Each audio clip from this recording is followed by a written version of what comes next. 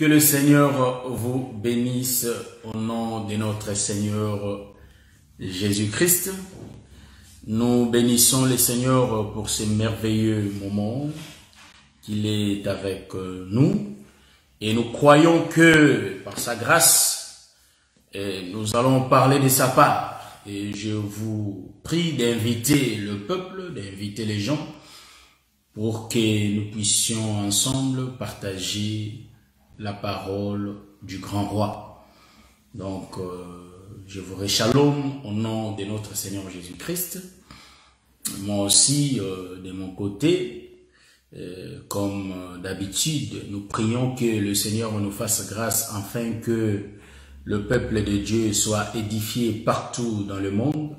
Voilà pourquoi nous encourageons les enfants de Dieu de veiller et de persévérer toujours dans le but que cet évangile de la grâce soit en réalité partagé, que cet évangile de la grâce soit consommé par le peuple pour que nous ayons la vie, voyez-vous. Donc, rapidement, nous allons aussi essayer un peu de partager pour commencer notre enseignement, c'est-à-dire la deuxième partie de l'enseignement qu'on a pu commencer le samedi dernier.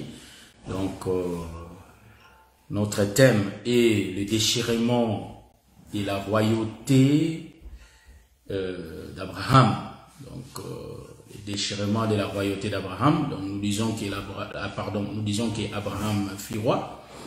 Donc, sa royauté va être déchirée. Vous savez que tout est sorti par lui.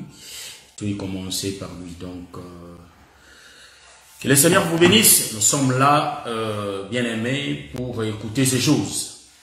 Donc, mes frères et mes sœurs, supportez-moi, mais nous allons vraiment essayer de manger ensemble le corps de Jésus.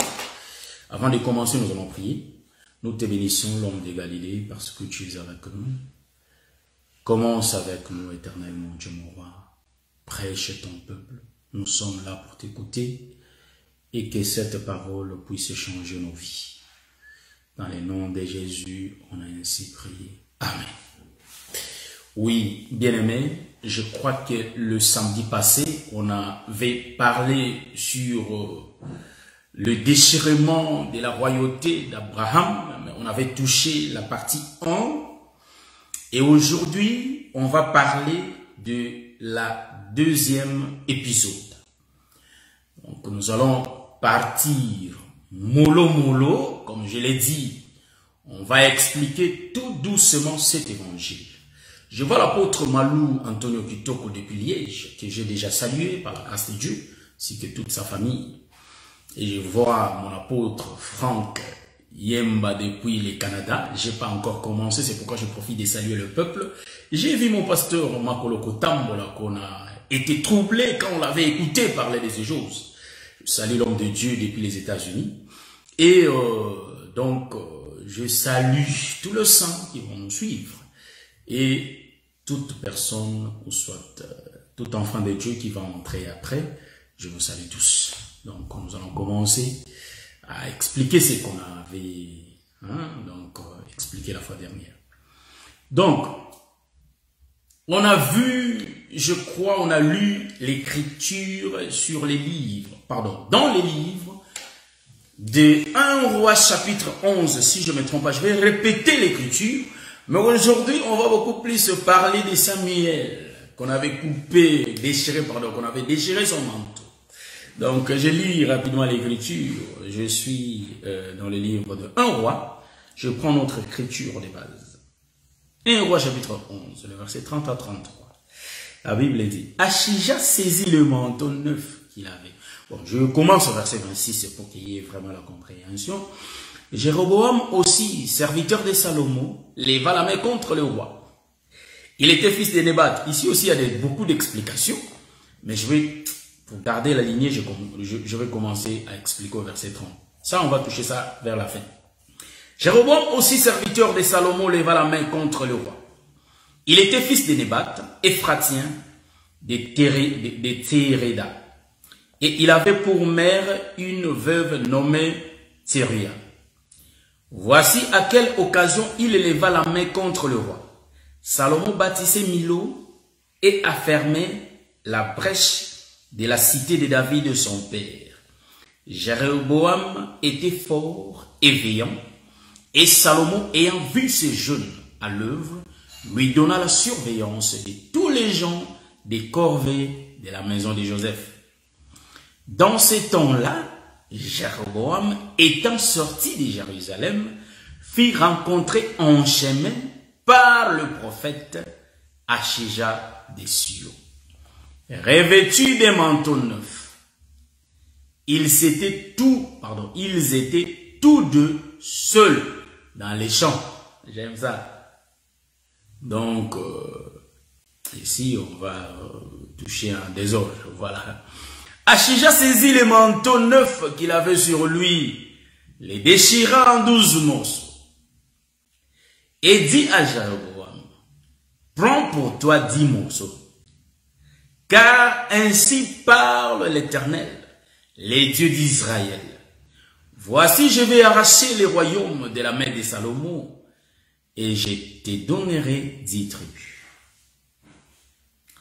Mais il aura une tribu à cause de mon serviteur David et à cause de Jérusalem, la ville que j'ai choisie sur toutes les tribus d'Israël. Et c'est là parce qu'ils m'ont abandonné et se sont prosternés devant Astarté, divinité des Sidoniens, devant Kémosh, dieu de Moab, et devant Milcom, dieu des fils d'Amon.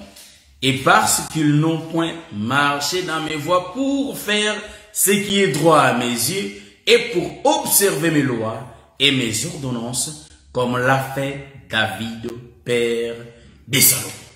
Amen. J'aime ça. Donc, moi-même, rapidement ici, mes bien-aimés, je vais encore lire, je crois, notre deuxième écriture. Nous sommes dans le livre de 1 Samuel, chapitre 15, je crois. 1 Samuel, chapitre 15, ça c'est notre deuxième écriture, 27-28. Donc, je prends cette écriture rapidement. Et comme Samuel s'est tourné pour s'en aller, Saül le saisit par les pannes de son manteau qui se déchira. Samuel lui dit, l'Éternel déchire aujourd'hui de dessus toi la royauté d'Israël. Et il la donne. Ici, vraiment, il y a la précision. Il la donne à un autre qui est meilleur que toi. Voilà. Voilà. Amen.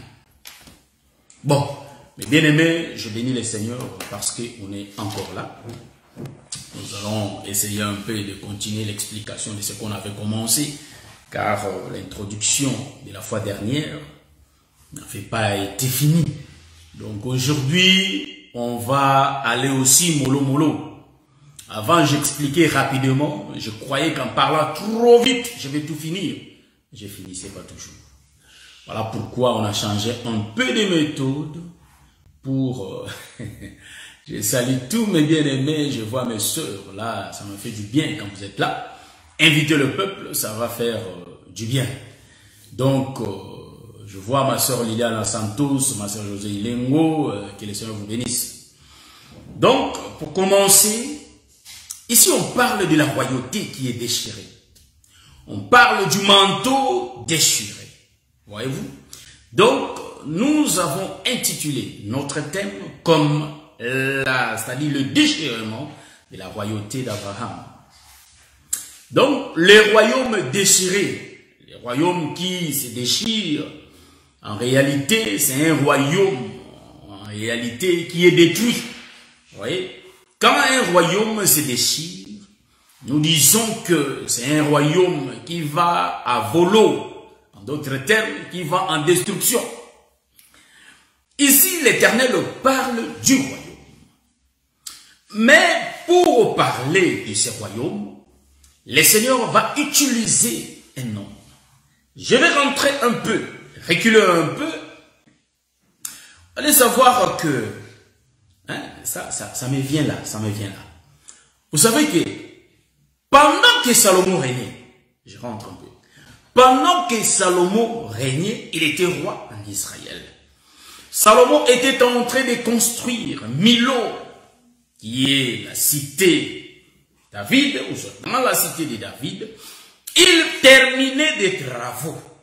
Celui qui le faisait, c'était bien Salomon, le roi Salomon, voyez-vous. Maintenant, le roi Salomon va construire l'œuvre, achever l'œuvre, finir l'œuvre. Mais vous savez quoi? Mais comme il y avait un jeune homme, un veilleur jeune homme, qui faisait bien son travail. Donc, c'était bien Jéroboam. Et Jéroboam a été placé à la tête du peuple.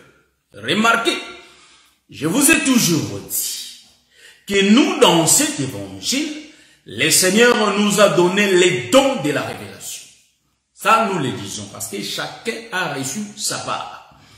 Et je vous ai dit, je vous l'avais dit, je crois le samedi passé, que chaque ministre a sa façon de parler. C'est pourquoi il faut écouter tout le monde, car chacun de nous a reçu la portion de la grâce venant de Dieu. Voyez-vous? Donc nous disons que moi je ne peux pas prêcher tout l'agneau. Je ne peux pas finir à décortiquer Jésus. Il faut mes frères aussi me viennent en aide. C'est pourquoi le bien-aimé Moïse va dire, si l'agneau est trop grand pour la maison, il faut appeler les voisins. Voyez? Donc ici, si nous tournons, nous allons dire que les ministres voient l'agneau grand. Donc en d'autres termes, Jésus est trop grand pour que moi, je puisse finir à l'expliquer. Est-ce que vous voyez ça? Il faut que j'appelle en aide de mes frères. Or, j'ai 11 frères. Il faut qu'ils me viennent en aide. En d'autres termes, j'ai 11 autres ministres qui vont venir pour que nous tous, nous parlons morceau de la connaissance de Jésus, comme je l'avais expliqué la fois dernière. Ces jeunes hommes qu'on appelle les Jéroboam se placent devant le peuple. Mais vous allez remarquer, les jeunes hommes, en réalité, qui va se placer devant le peuple, il va contrôler tous les travaux. Donc, nous disons, par rapport à l'explication des Écritures, cet homme de Jéroboam, qui se place devant, il a été choisi par le roi. Or, le roi, c'est lui qui fait les travaux. Mais c'est ces jeunes hommes-là qui coordonnent ça. Donc, il prend la responsabilité. Est-ce que vous voyez ce que je suis en train de voir? Ici, vous allez comprendre que Jéroboam qui se place devant, mais il n'a pas de salaire. Est-ce que vous voyez ça? Voilà pourquoi Jéroboam va se révolter contre Salomon. Jéroboam n'a pas de salaire. Il travaille bien. Il fait bien l'œuvre de Salomon. Mais en réalité, il n'a pas de salaire. Cet homme de Jéroboam va sortir. Je vais couper, car nous sommes des ministres en découpage. Est-ce que vous voyez ça? Je vais couper un peu pour essayer de sortir la révélation. Or, chaque révélation qui n'est pas appuyée par les Écritures, frère, ma soeur, nous disons que c'est une fausse révélation, c'est une fabrication locale. Est-ce que vous voyez ça? Une révélation qui n'a pas les appuis des Écritures. Allez-y comprendre que c'est une fausse révélation. Vous voyez? Donc ici, on a beaucoup de choses à dire. Donc ici, vous allez comprendre que Jéroboam qui se place devant, il devient le premier parmi tout le peuple. Donc après Salomon, nous voyons Jéroboam. Jéroboam qui va faire le travail mais sans bénéfice. Est-ce que vous voyez ça? Il est l'ombre de Christ qui est le premier. Est-ce que vous voyez ça? Parce que le Père va faire l'œuvre, mais celui qui va coordonner l'œuvre, c'est lui qui va finir l'œuvre. En réalité, c'est Jéroboam. Est-ce que vous voyez ce que je suis en train de dire? Nous disons que nous sommes là pour découper les morceaux de la vie. Donc cette partie-là explique que le Père donne la responsabilité au Fils. Donc pour que je puisse appuyer cela, je vais prendre les Écritures. Mais il y aura un temps où le Père ne sera plus avec les Fils. Il faut que les Fils laissent le Père et que les Fils sortent. Donc ici, là, c'est là où nous allons entrer pour commencer, pour continuer notre route, notre chemin. Donc, je prends l'écriture des Hébreux pour essayer un peu de voir ce que nous avons dit. Hein? Donc, je vais prendre un ou deux témoins. Hébreux chapitre 1, si je ne me trompe pas, ou soit Actes des Apôtres, je vois. Donc, je cherche l'écriture. Aujourd'hui, je vais faire comme le docteur Adela. Supportez-moi pendant que je suis en train de chercher l'écriture.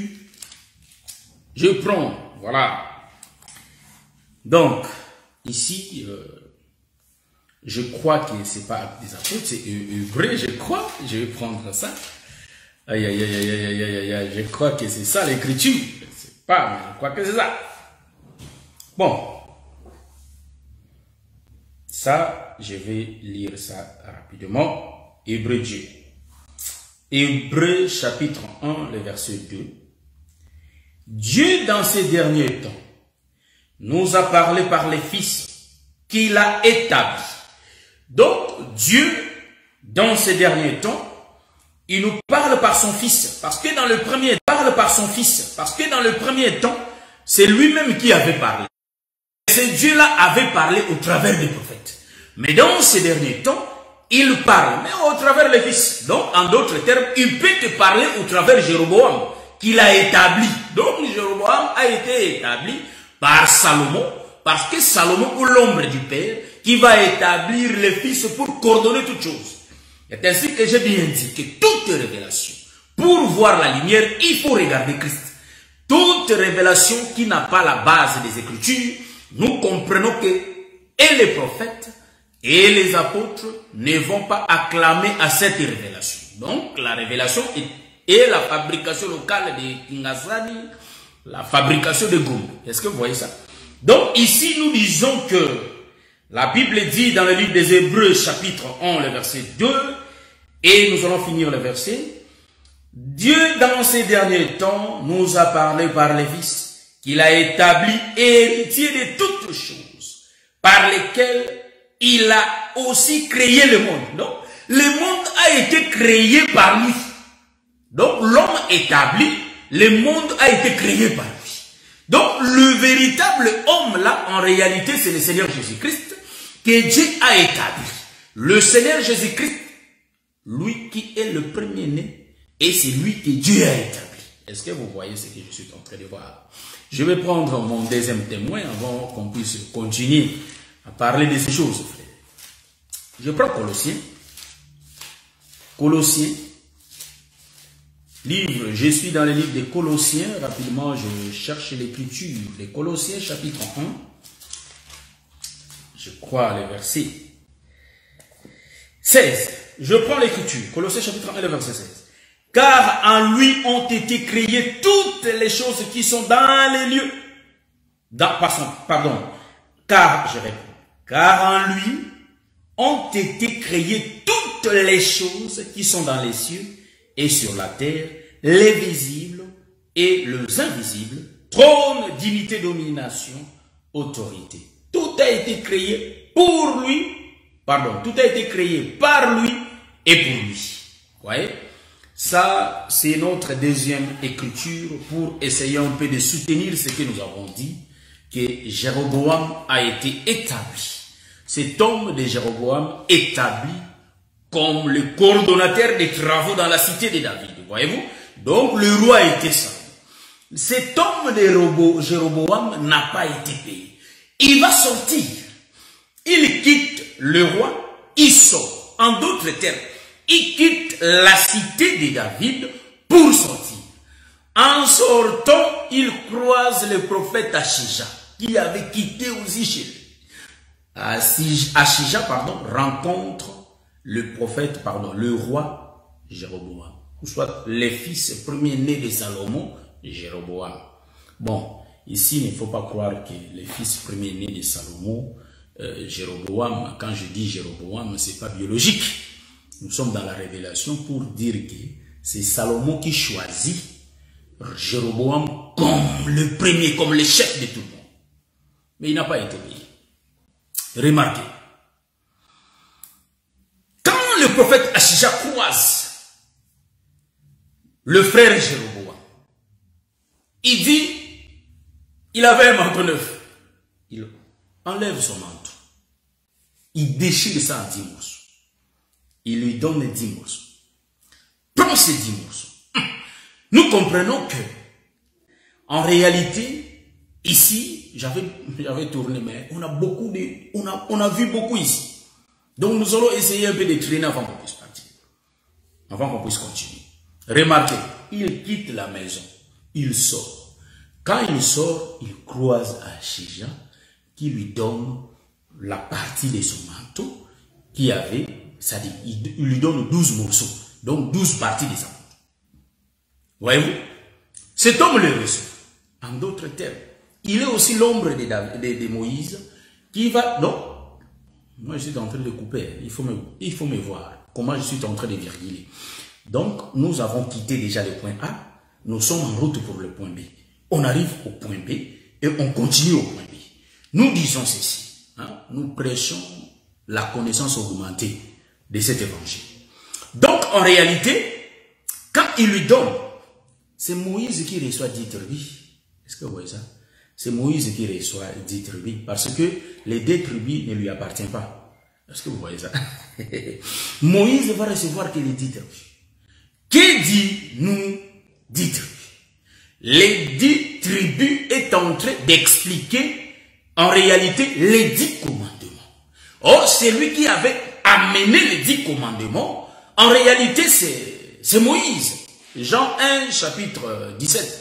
La loi a été donnée par Moïse. Donc Moïse qui reçoit les 10 tribus, il reçoit Israël, mais seulement 10 tribus. Vous savez que Moïse, quand il va sortir, c'est l'ombre de Jéroboam qui sort. Et Jéroboam, on lui donne les 10 tribus. Remarquez ici. Ici, les 10 tribus, en réalité, qu'on donne, nous comprenons que c'est un peuple qu'on donne. Mais un peuple de Dieu ne peut pas sortir ailleurs. C'est comme ça qu'on voit l'écriture. Donc, le peuple est là, les 10 tribus là, en réalité, ce sont les parties du manteau. Est-ce que vous voyez ça? Donc, le manteau, c'est le Seigneur Jésus-Christ, mais il va couper les 10 morceaux. Donc, en Jésus, c'est-à-dire, étaient les 12 morceaux. Donc, le premier prophète prend les 10. C'est pourquoi le frère Paul a bien vu ces choses. Le frère Paul dit que nous sommes le membre du corps de Christ. Voyez-vous? Donc, les tribus, ce sont des gens, des hommes. Donc, Paul dit bien, l'apôtre Paul dit. Donc, le prophète dit ici que nous sommes le membre du corps. Un corps est composé de plusieurs membres. Donc, on peut dire qu'un corps est composé de 12 membres. Vous voyez? Mais donc, 10 membres ont été gouvernés par Moïse. Donc, Moïse qui gouverne, c'est Jéroboam qui reçoit le parti du monde. Est-ce que vous voyez ça? Maintenant, ici, le 2 parties reste dans la main du prophète. Donc, en réalité, un prophète qui reste avec 2 peuples. Donc, 2 tribus. Est-ce que vous voyez ça? Mais dans les 2 tribus, en réalité, il y a un autre roi qui va régner sur les 2 tribus. Donc, nous voyons 2 prophètes. Nous avons le prophète du matin qu'on nous a présenté ici, c'est Jéroboam. Et après viendra un autre prophète. Hein, ça, c'est l'autoroute que nous sommes en train de marcher. Donc, noir sur blanc, il y avait déjà les prophètes là, Roboam. Donc, nous avons les prophètes Roboam et Jéroboam. Les prophètes Roboam existaient déjà avant Jéroboam. Est-ce que vous voyez ça? C'est ce que je suis en train de voir. Christ a existé avant Moïse. Donc, Jésus-Christ est le grand frère de Moïse. Mais quand ils vont sortir, vous allez voir, donc ici nous disons que Jacob est le grand frère d'Ésaü. Est-ce que vous voyez ça? À la sortie, vous allez comprendre que le premier était bien Jacob. Mais à la sortie, vous allez voir que c'est Ésaü qui était sorti le premier. Mais les grands frères étaient bien Jacob.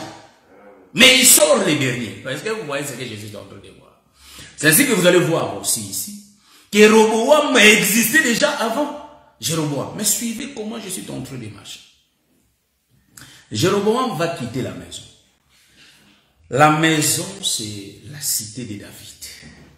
Jéroboam quitte, il sort. Maintenant, nous allons s'arrêter là. Jéroboam qui sort. Bon, nous allons tourner là pour essayer un peu d'expliquer des choses qu'on a expliquées. La sortie de Jéroboam. Invitez le peuple, frère. La sortie de Jéroboam. Jéroboam étant un prophète, il sort. Nous pouvons tourner encore. Nous prenons les points ici. Remarquez, car nous ne pouvons pas garder toute la prédication. Un seul point. Dieu nous a établi pour découper les versets. Voyez-vous? Donc ici, vous allez comprendre que Jéroboam, qui sort, en réalité, la cité de David est dirigée par Salomon. Mais les responsables des travaux sortent. Nous rentrons voir David qui était dans sa maison. David dans sa maison, il faut que David sorte dans les vérandas. Hein, ça, on connaît ça autrement. Mais aujourd'hui, ça tourne autrement. Est-ce que vous voyez? Donc ici, vous allez comprendre que David qui sort, en réalité, David qui sort ici, c'est une femme. Hein? C'est moi. David qui sort, c'est vraiment une femme. Jéroboam qui sort, c'est une femme. Une femme, en d'autres termes, c'est une mère qui va sortir. Pourquoi? Parce qu'il faut qu'il sauve un peuple. Donc nous disons que celui qui a la capacité, ou celle qui a la capacité de réunir le peuple, c'est une femme. Donc il n'est pas donné à un homme de réunir le peuple, sinon cet homme va tuer ce peuple.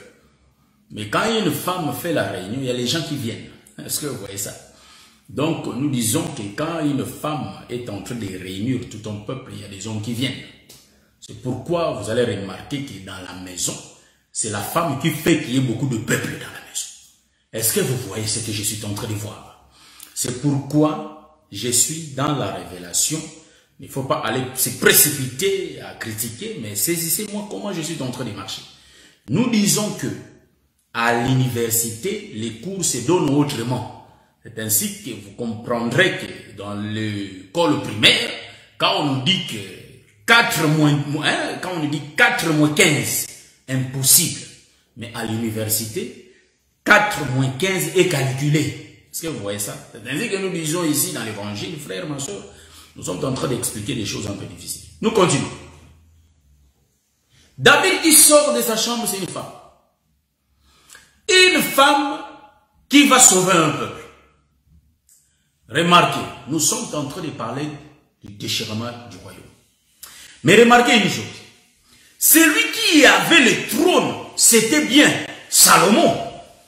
Mais en réalité, Jéroboam était bien celui que Salomon avait établi. Remarquez ça, il faut bien me saisir là. Maintenant, Jéroboam, il va quitter la cité de David. Il quitte, il sort. Quand il sort, on lui donne un peuple. C'est pourquoi je vous dis, quand Jésus était sorti, on lui avait remis Israël. Donc Jéroboam, il est l'ombre de Jésus-Christ qui sort de l'éternité. Et on donne à Jésus Israël. C'est ainsi que Jésus dit à ses disciples, ce n'est pas vous qui m'avez choisi, mais c'est moi qui vous ai choisi. Est-ce que vous voyez ça? C'est lui qui donne les tribus, c'est le prophète Achija. Il est l'ombre du Père qui donne le Fils un peu. C'est pourquoi Jésus, quand il marchait, il va dire, j'ai été envoyé qu'aux brebis perdues de la maison d'Israël. Donc, le peuple que Jésus avait choisi, en réalité, c'était bien Israël. Jésus n'a pas menti. C'est les 10 morceaux du rouleau. Est-ce que vous voyez? 10 morceaux du vêtement, c'est-à-dire du manteau qu'il avait reçu de la part du prophète Achija, qui est l'ombre du Père selon la révélation. Est-ce que vous voyez ça? Remarquez aussi, je vais continuer mon intervention pour dire que cet homme de Jésus, il marche. Il est venu pour les Israélites. Voyez-vous? Il est venu pour leurs œuvres. Mais quand il vient, en réalité, c'est un homme en regardant comme ça, mais qui avait les aspects de la femme. Comment les aspects? Ça, c'est les dires de français. Mais en réalité, si nous volons, nous allons dire que c'était une femme qui était venue. Parce que l'homme lui-même a fait le travail le matin. Est-ce que vous voyez ce que je suis en train de dire? Je rentre pour expliquer, pour essayer un peu de voir ça, ce que je suis en train de voir. Lui-même est responsable du travail. Il fait le travail. En réalité, le travail de Milo ne finit pas. Il dit qu'il faut que j'établisse cet homme pour coordonner ce travail. Il établit. Nous avons lu ça dans les livres des Hébreux. Voyez-vous? Donc, tout ont été créés par lui et pour lui. Donc, pas un autre. Hein? Donc, il ne faut pas que nous voyions les hommes ici. C'est Jésus. Remarquez. Le prophète Achija fait le mouvement. Et Jésus dit bien, il est envoyé aux brebis perdues de la maison d'Israël. Ok, nous avons compris. Mais il y a le 2 tribus qui est resté avec le prophète. Donc le 2 tribus n'a pas été remis à Jéroboam. Est-ce que vous voyez ça? Donc Jéroboam n'avait que 10 tribus. Les temps avancent depuis que cet homme était sorti. Voyez-vous? Parce que cet homme était sorti, on a dit à Jéroboam, il faut sortir les matins. Quand Israël te voit, toi sors. Donc nous disons que quand il avait quitté la maison d'Israël, ou soit la cité de David, Jéroboam, tout le monde voyait Jéroboam. Mais Jéroboam il quitte.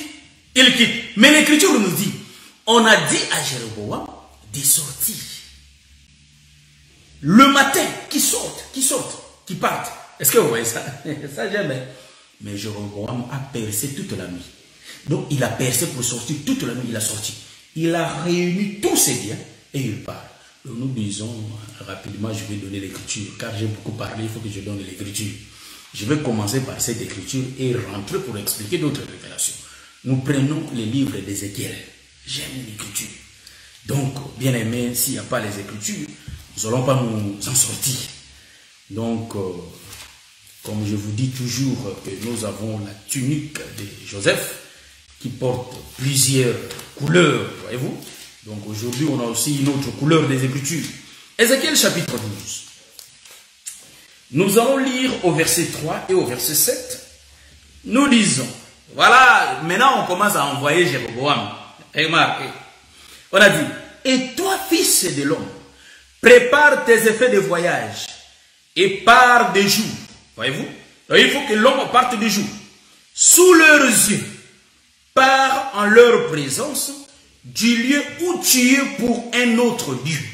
Donc, il va quitter ce lieu-là pour aller dans un autre lieu. Est-ce que vous voyez ça? Peut-être verront-ils qu'ils sont une famille de rebelles. Ça, j'aime. Voilà. C'était le verset 3. Nous lisons le verset 7. J'ai fait ce qui m'avait été ordonné. Ça, c'est le prophète Ézéchiel qui avait reçu le message du Seigneur. Dieu lui a dit de quitter là où il était, de changer de camp. Vous voyez? Donc, l'Écriture dit, j'ai fait ce qui m'avait été ordonné, j'ai sorti des jours mes effets, comme des effets de voyage. Les soirs, je perçais la muraille avec la main. J'aime ça. Et je l'ai sorti pendant l'obscurité et l'ai mis sur mon épaule en leur présence. Ah, j'aime ça. Je reprends l'écriture. J'ai fait ce qui m'avait été ordonné. Donc le prophète a obéi. J'ai sorti des jours mes effets, comme des effets de voyage. Les soirs, je perçais la muraille avec la main et je l'ai sorti pendant l'obscurité et mis sur mon épaule en leur présence. Donc, ici vous allez remarquer, c'est Jéroboam qui fait le mouvement. Ici, le prophète parle au prophète Ézéchiel. Il dit au prophète Ézéchiel de réunir ses effets. C'est bien, du voyage. Donc nous disons que les voyages quittent, quelqu'un va quitter l'éternité et il va entrer dans les temps pour aller prendre le peuple. Vous voyez? Donc, jusque-là, on a expliqué que les 10 morceaux sont aux mains de Jéroboam, tandis que les 2 morceaux, les prophètes les gardent encore. Achija. Remarquez. Ici, le prophète va réunir ses effets du voyage. Donc, quand il a reçu les 10 morceaux des pays, ou soit des tribus, il faut qu'il fasse un voyage, qu'il quitte l'éternité, là où ils étaient, que tous les deux, En d'autres termes, ici nous allons dire, Dieu était seul avec son Fils. Or, Dieu qui est le Créateur, il était qu'avec la parole. Nous prenons les livres de Jean chapitre 1, le verset 1. Au commencement était la parole était avec Dieu. Au commencement était Ashija. Hein? Donc, bon, Zéla, Malembe. Ici, il faut Malembe, pas pressé. Malembe. Au commencement était la parole. Au commencement, en réalité, était Jéroboam. Jéroboam, voyez-vous, au commencement était la parole. La parole, c'est Jéroboam. Et cette parole était Dieu. Donc, cette parole, Jéroboam, était Ashija. Voyez-vous? Donc, ça fait de aller, retour, aller, retour. Je remonte. Je vais réexpliquer. Donc, Ashija, c'est le prophète qui est Dieu. Jéroboam, c'est le fils qui est la parole. Donc, en réalité, ici, nous voyons et Dieu et la parole qui sont une seule personne. C'est pourquoi l'Écriture dit, ils étaient que tous deux. Ils étaient que deux. Donc, Dieu et sa parole. Voyez-vous? Donc, la parole, c'est le fils. Et Dieu, c'est le Père lui-même. Vous allez remarquer ici, il donne les 10 morceaux au fils. Donc, le fils va préparer les effets du voyage pour partir en voyage. C'est pourquoi, quand Isaïe va envoyer David, David ne va pas descendre le même réduit. Il faut que David ait la nourriture. Est-ce que vous voyez ça? Qu'il amène des choses. En d'autres termes, David va préparer les effets du voyage. Or, les effets du voyage ici, on peut l'expliquer en 2 temps. Nous prenons le premier temps. Le premier temps, en réalité, les 10 morceaux, on a expliqué, c'est le peuple. Donc, nous disons que Jéroboam qui descend, en réalité, c'est l'ombre de Christ. Jéroboam qui est la tête, et on lui donne le corps. Le corps, c'est le peuple. Est-ce que vous voyez ça? C'est le vêtement, les membres du corps de Christ. Donc, nous disons que Jésus, c'est la tête qui est Jéroboam. Et en réalité, nous allons voir que le manteau, c'est le peuple qui est le corps de Jéroboam. En d'autres termes, Jéroboam va descendre avec tout le peuple. Est-ce que vous voyez ce que je suis en train de voir? Il va descendre avec tout le peuple. Je vous ai bien dit qu'une femme, c'est elle qui réunit le peuple. Maintenant, Jéroboam qui va descendre. Il va être, c'est-à-dire, les 10 peuples vont être donnés à Jéroboam. Ici, j'ai mis beaucoup de temps ici, je vais tourner pour continuer. Jéroboam qui descend, c'est Jésus. C'est pourquoi Jésus était descendu en Israël avec les 10 tribus. En d'autres termes, avec la loi. Voyez-vous, Jésus était descendu avec la loi. Je l'ai dit la fois dernière. Je ne suis pas venu abolir la loi, mais je suis venu accomplir la loi. Donc, 10 tribus, les signes, les chiffres 10 expliquent la loi. Voyez-vous, c'est les 10 enfants de Jacob. Les 10 fils de Jacob. C'est la loi. Il descend avec. Mais remarquez, l'écriture d'Ézéchiel dit, il faut qu'en réalité, le muraille soit percé par la main. Donc, le prophète Ézéchiel va détruire le muraille pour sortir. Mais par la main. Or, la destruction du muraille, nous allons comprendre que ça va faire sortir Jéroboam. Qui va sortir? Remarquez ici. Nous rentrons dans les jardins, là où la main va percer. Avant qu'on puisse toucher les jardins, j'aimerais toucher d'abord le prophète Samuel. Vous allez remarquer une chose. C'est lui qui coordonnait des travaux. C'était bien Salomon. Mais la Bible dit qu'ici, Salomon est l'ombre de Saül. Saül va avoir un entretien avec le prophète Samuel. Comme Ashija et Jéroboam. Ils avaient l'entretien. On avait lu ça la fois dernière. Maintenant ici, vous allez remarquer que le prophète Samuel qui parle avec le roi Saül, il dit que toi tu es roi en Israël, mais sache-le bien que le Seigneur en réalité t'a rejeté.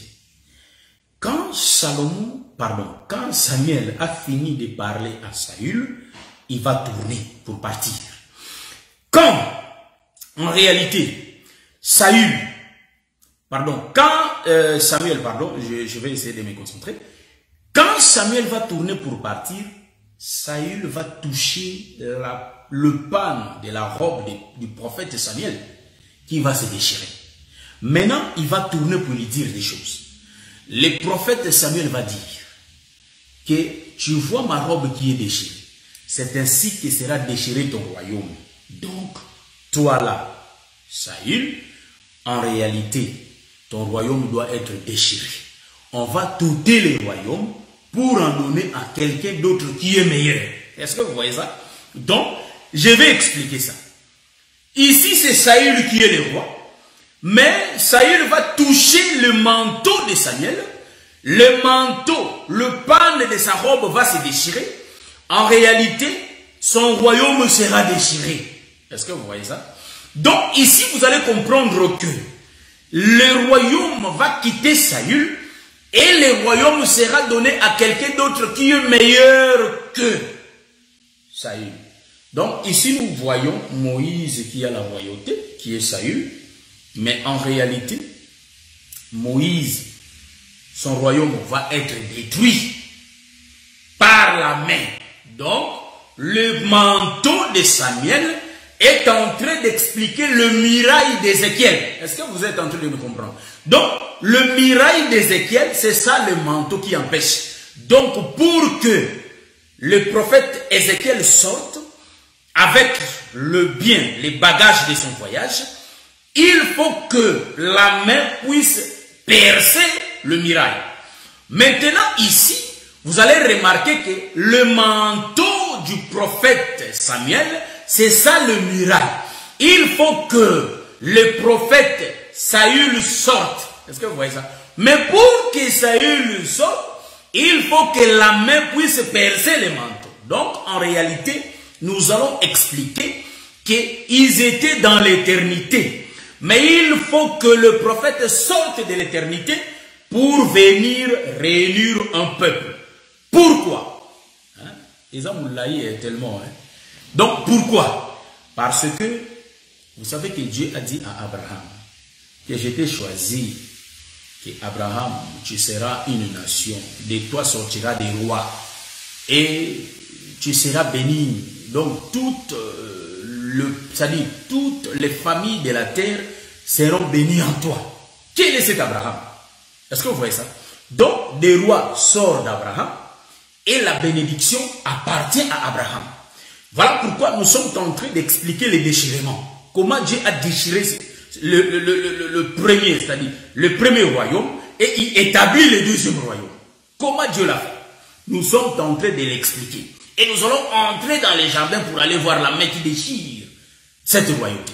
Est-ce que vous voyez ça? Et maintenant ici, vous allez comprendre que là, on nous a expliqué c'est Achija qui déchire le manteau. Ici, c'est la main de Saül. Saül qui déchire les manteaux, en réalité, il est la main. Donc, la main de Saül n'est rien d'autre que la main de Dieu. Comment je vais l'expliquer? Une main porte 5 doigts. Or, 5 doigts, c'est le 5 ministère.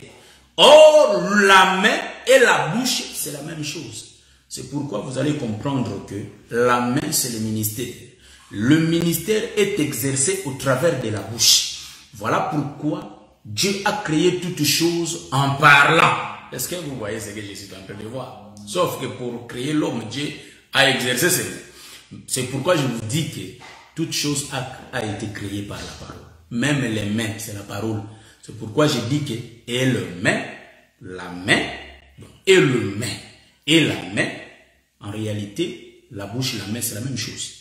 Remarquez ici, il faut vraiment me suivre attentivement, car c'est un peu difficile, mais on va rendre ça facile. Ici, vous comprendrez que celui qui déchire le pan de la robe du prophète Samuel, c'est qui? C'est la main. Donc la main, c'est l'ombre du Père. Donc la main là, c'est Dieu. C'est Dieu qui déchire le pan de robe. Pourquoi Dieu va déchirer ces pans de robe? Pour que la royauté quitte Samuel et que la royauté soit donnée à quelqu'un qui est plus meilleur que pardon. Pour que la royauté quitte Saül et que cette royauté soit donnée à quelqu'un d'autre qui est plus meilleur que Saül. C'est David. Donc David qui vient, en réalité, il est l'ombre de Christ. C'est pourquoi je vous ai dit, Moïse aussi, bon, moi j'explique des choses un peu compliquées, mais c'est vraiment ça. Vous savez que Saül, il est roi. C'est le premier roi que Dieu a choisi.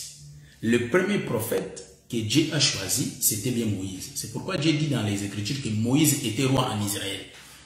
Donc, Saül qui est roi en Israël, c'est l'ombre de Moïse. C'est le premier roi. Mais on va déchirer sa royauté pour que quelqu'un d'autre puisse le prendre. Donc, la royauté explique le vêtement, la robe, le manteau de Samuel, c'est ça toute une royauté. Donc, le manteau, c'est ça la royauté. Quand le manteau est déchiré, c'est la royauté qui se déchire. Est-ce que vous comprenez ce que je suis en train de voir? Donc, le manteau, c'est ça la royauté. Donc, si la main n'avait pas déchiré le manteau, la royauté n'allait pas être déchirée. C'est pourquoi je suis en train de l'expliquer dans la maison là où Salomon est en train de bâtir la cité de David.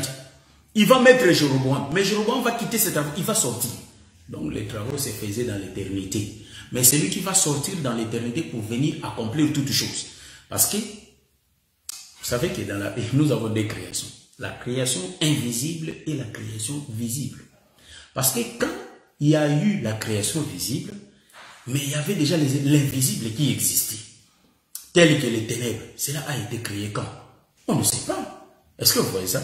C'était dans la création invisible que les ténèbres a été créé. Le trône de Dieu, les dominations, par rapport à Michée chapitre 5. En réalité, nous disons que c'est dans la création invisible. Vous voyez? Donc ici, les choses ont été créées, mais il faut que Jéroboam sorte pour venir finir toutes choses. Est-ce que vous me saisissez? Est-ce que vraiment vous me saisissez? C'est un peu difficile, mais il faut que le Seigneur nous fasse grâce de tout comprendre. Voilà, c'est un peu ça. Maintenant, la main, c'est l'ombre de Dieu qui déchire la royauté. C'est pourquoi vous allez remarquer que le main du prophète Achija a déchiré. Mais là-bas, c'est-à-dire Dieu a donné les détails, que le manteau a été déchiré en 12. Nous avons cette liberté en regardant les manteaux d'Achija pour dire que les manteaux de Joseph aussi avaient 12 couleurs. Pour dire que, vous savez que l'habit d'Aaron portait 12 pierres. Est-ce que vous voyez ça? Donc nous disons ici que les manteaux dont portait le prophète Samuel, en réalité, les manteaux s'est déchiré en 2 morceaux. Les 2 morceaux du manteau, cela explique quoi? Cela explique que quand Saül gouvernait, suivez-moi bien, quand Saül gouvernait, en réalité, il n'y avait qu'un seul royaume. Un seul royaume.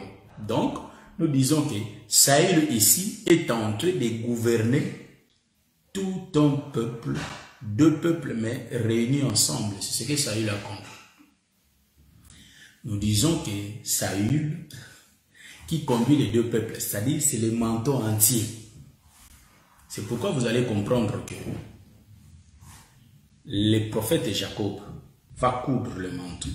Ça sera entier. Il met dans le corps de Joseph, qui est l'ombre de Saül. Il lui met le manteau, l'ombre de Saül, qui porte le manteau tout entier. Mais les mains de Jacob vont revenir sur le manteau encore. Est-ce que vous comprenez ce que je suis en train d'expliquer? Donc, le premier prophète sera mort. On va remplacer le deuxième prophète. Donc, le manteau va se retourner entre le mains du Père. Est-ce que là, vous me comprenez? Donc, ici, celui qui est mort, c'est Moïse. C'est pas, en réalité, quand on revient avec le manteau chez les pères, vous allez comprendre comme si Jacob était mort. Joseph, Joseph. Comprenez mon émotion, comprenez-moi. Comme si Joseph était mort. Mais Joseph n'était pas mort. C'est pourquoi je vous dis que celui qui devrait sauver le peuple doit mourir. Moïse n'était pas mort, frère, pour le peuple. Est-ce que vous comprenez? Donc, Moïse ne pouvait pas sauver le peuple parce qu'il n'était pas mort. Moïse vivait. Donc, Joseph, quand le manteau est revenu vers le père, en réalité, vous allez comprendre que Joseph n'était pas mort. Joseph a été vendu en Égypte, physiquement. Comme ça, naturellement, Joseph n'était pas mort. Le manteau revient vers le père. Cela veut dire quoi?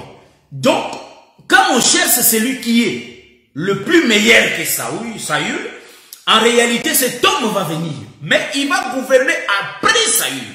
Donc, celui qui va venir après Saül, nous comprenons, c'était David. Est-ce que vous comprenez ça? Donc, David qui vient après. Mais cet homme de David qui vient après, il va porter aussi le même manteau. Est-ce que j'aime ça? Le même manteau. C'est pourquoi, pour que Dieu fasse ces changements, il faut que la main vienne intervenir. Or, la main, c'est l'ombre du Père lui-même, qui a la main, qui porte 5 doigts. Les 5 doigts, c'est les ministères. C'est pourquoi Jésus, quand il va établir des ministres, il dit que vous êtes que les comme. Donc, toi, les ministres, il faut ôter l'orgueil. L'orgueil, ça ne vient pas de Dieu. Voyez-vous? Donc, un ministre ne peut pas être orgueilleux parce qu'il n'est que comme.